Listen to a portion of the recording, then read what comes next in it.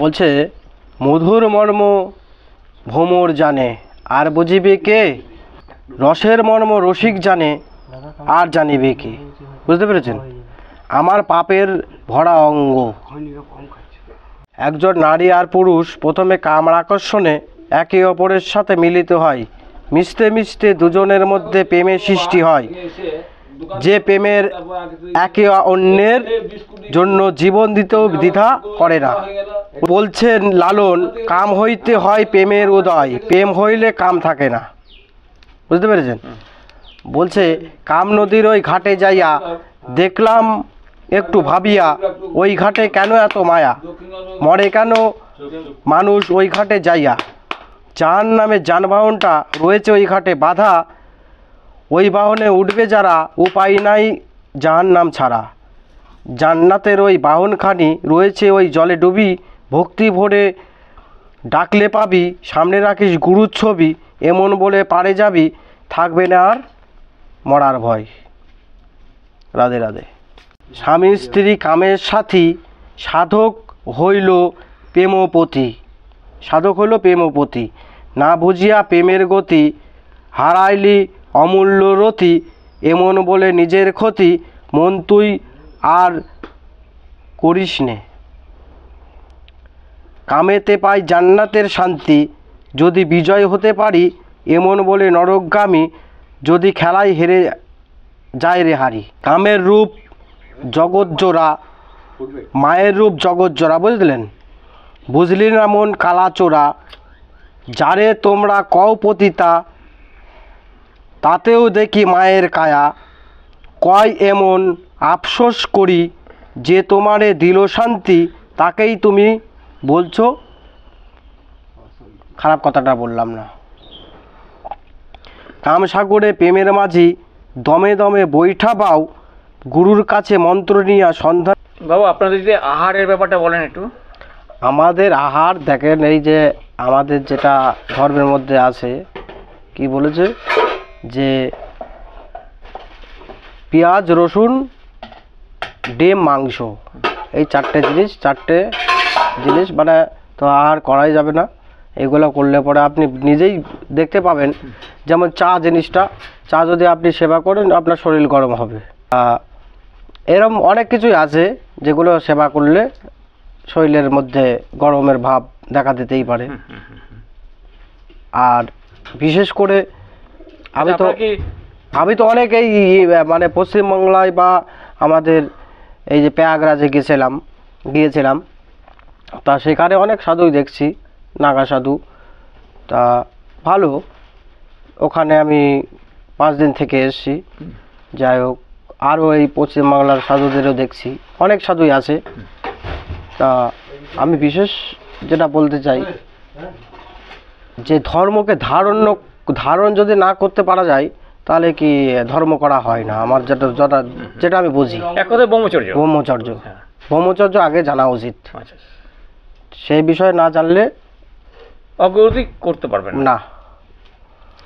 আচ্ছা, আপনার কাছে যদি দীক্ষা নিতে চাই কেউ, আপনি দেয়ার এখন আমার গুরু থাকতে আমি মানে এগুলো হরে কৃষ্ণ। আচ্ছা, আপনার সঙ্গে যদি এমনি কেউ মিট করতে যায়, আপনার? হ্যাঁ, আমার নাম্বার বলে দিচ্ছি। হ্যাঁ, ফোন নাম্বারটা বলে দিন একটু।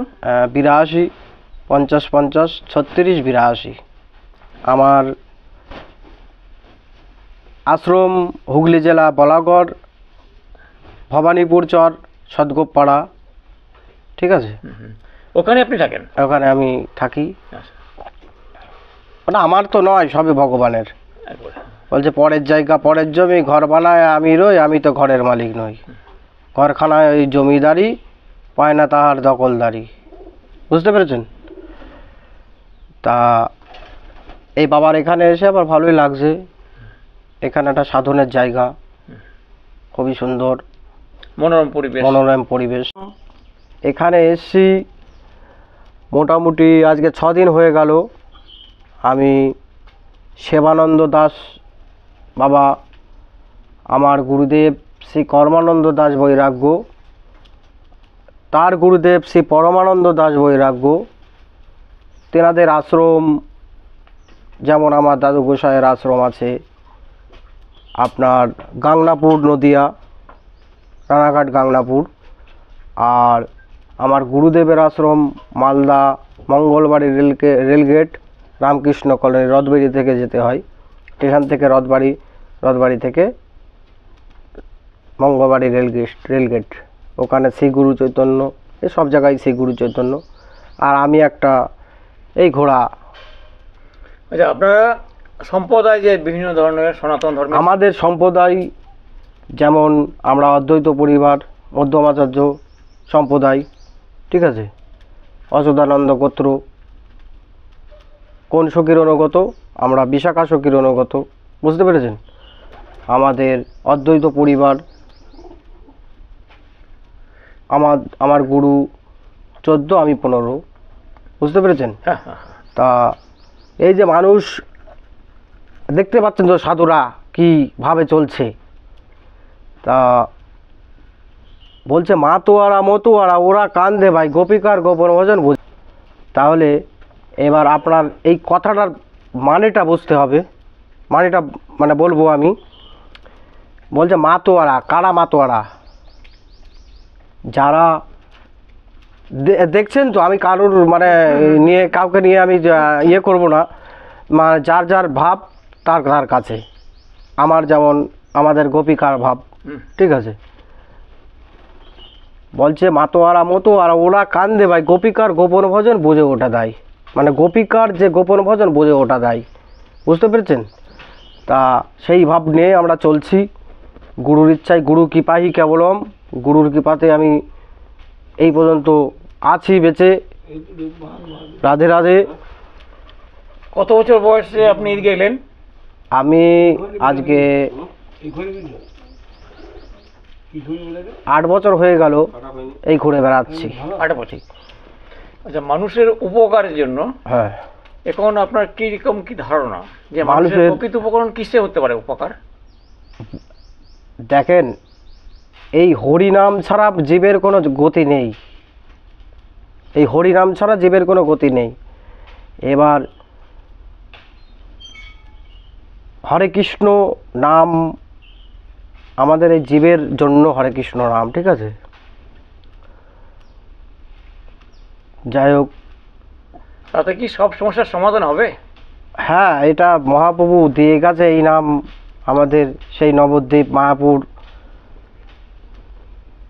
সেই অদ্বৈত প্রভুর আহ্বানে এসেছেন আমাদের গৌর সুন্দর সেই মায়াপুর নবদ্বীপ ধামে, সেই সচী মাতার গর্ভে।